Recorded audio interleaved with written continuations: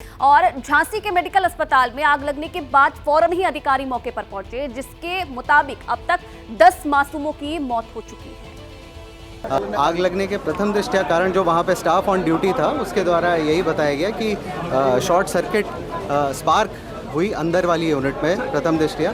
इसके लिए एक जांच कमेटी कमिश्नर सर और डीआईजी सर के उसमें बना दी गई है, जिसके संबंध में माननीय मुख्यमंत्री जी द्वारा रिपोर्ट मांगी गई है। आग पर काबू पा लिया गया है। सर अभी तक क्या कैजुअलिटी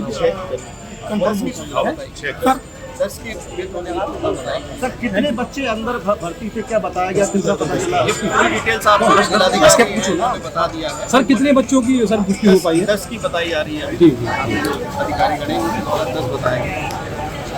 वहाँ पे जो एनआईसीयू वार्ड है, एनआईसीयू वार्ड में 54 बच्चे भर्ती थे और उसमें अचानक ऑक्सीजन कंसंट्रेटर में आग लग गई, जिसको बुझाने की कोशिशें की गई, लेकिन क्योंकि कमरा पूरा हाईली ऑक्सीजनेटेड रहता, क्योंकि सभी बच्चों को ऑक्सीजन चल रहा था, तो आग तुरंत फैल गई।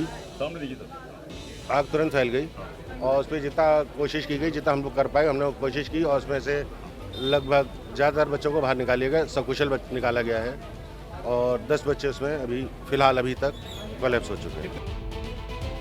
तो तमाम अधिकारियों को आपने सुना, पूरे घटनाक्रम को लेकर जानकारी वो साझा कर रहे थे। अब देखिए टाइमलाइन क्या रही पूरे हादसे की, क्योंकि 7 से 10 बजे तक सब कुछ सही बताया जा रहा था, लेकिन कैसे कब क्या हुआ, रात 10:30 यानी कि 10:30 बजे का समय, जब झांसी मेडिकल कॉलेज में शॉर्ट सर्किट से आग लग गई। रात 10:30 बजे का वो समय था जब आग लगने की बात सामने आई। 10:35 पर जो दमकल विभाग को आग की जानकारी मिली, साझा की गई जानकारी दमकल विभाग को, और उसके बाद 10:40 पर दमकल विभाग की गाड़ियां मौके पर पहुंची, घटनास्थल पर पहुंची। 10:50 पर डीएम और एसएसपी मौके पर पहुंचे। तमाम जो अधिकारी थे पहुंचने का सिलसिला शुरू हुआ। 10:55 पर सभी बच्चे इमरजेंसी में शिफ्ट किए गए, यानी कि दूसरे अस्पताल में उन्हें शिफ्ट किया गया। रात 11:30 बजे 10 बच्चों की मौत की पुष्टि हुई, और रात 11:35 पर सीएम ने हादसे का संज्ञान लिया, हादसे को लेकर जानकारी ली, और 11:35 पर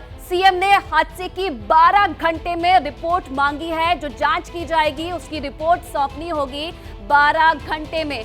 और पुष्पेंद्र लगातार हमारे साथ बने हुए हैं।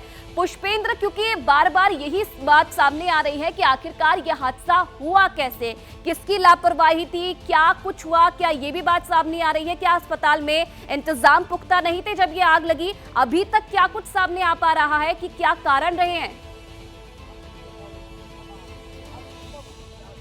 जी आयुषी, मैं आपको बता दूं कि झांसी मेडिकल कॉलेज हमेशा चर्चाओं में रहा है। इससे पहले भी कई घटनाएं हो चुकी हैं, चाहे कटे पैर का तकिया बनना, चाहे यहाँ पर जो मरीज उसके जो बॉडी की आंखें खा जाना। झांसी मेडिकल कॉलेज बराबर चर्चाओं में, उसी का नतीजा रहा कि झांसी मेडिकल कॉलेज में बद इंतजामी इतनी है कि ये लापरवाही हुई है। आग कैसे लगी है इसकी कारणों का अभी पता नहीं लग पाया, लेकिन प्रथम दृष्टया ये माना जा रहा है कि शॉर्ट सर्किट से आग लगी है। लेकिन सबसे बड़ा सवाल ये है कि इतने सेंसिटिव वार्ड में जहां पर नवजात शिशुओं को रखा जाता है, वहां आग कैसे लग जाती है? वहां स्टाफ कहां था? स्टाफ अंदर जब देखभाल करता है, इतना टाइम भी नहीं हुआ था, उसके बाद आग लग जाती है। सबसे बड़ा सवाल है, ये जांच का विषय है, मजिस्ट्रियल जांच होगी, तमाम प्रकार की जांचें होगी, लेकिन सबसे बड़ा सवाल यही उठ रहा है कि जांचों से मौत का जिम्मेदार कौन निकलेगा और ये घटना कैसे हुई। डिप्टी सीएम ने कहा है दोषियों को बख्शा नहीं जाएगा, उसके बावजूद भी डिप्टी सीएम अभी यहाँ से गए हैं।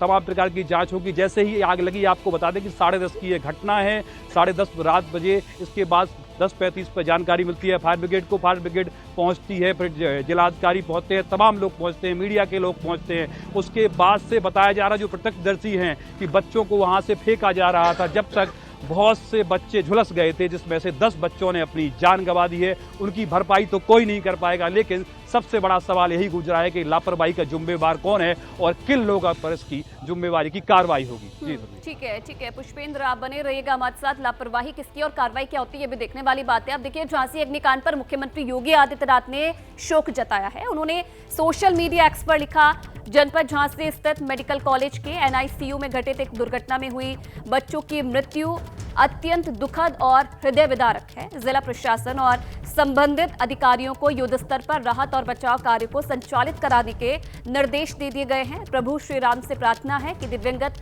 आत्माओं को और घायलों को शीघ्र स्वास्थ्य लाभ प्रदान करे। तो सीएम योगी आदित्यनाथ का एक्स पर ये पोस्ट आप देख रहे हैं, जो खुद पल पल की जानकारी इस पूरे मामले को लेकर ले रहे थे। लगातार रात से ही वो लगे हुए थे और सोशल मीडिया पर भी उन्होंने इस पूरे मामले पर दुख जताया है। हादसे में बच्चों की मौत दुखद है और इस पूरे मामले में जो भी लापरवाह है उस पर कार्रवाई की जाएगी, ये भी उनकी तरफ से कहा गया है और घायलों को शीघ्र स्वास्थ्य लाभ प्रदान करें, ये भी उन्होंने कामना की है। तो 10 बच्चों की अब तक इस पूरे मामले में मौत हो चुकी है और अब कार्रवाई क्या होती है ये भी देखने वाली बात है। एबीपी गंगा, खबर आपकी, जुबान आपकी।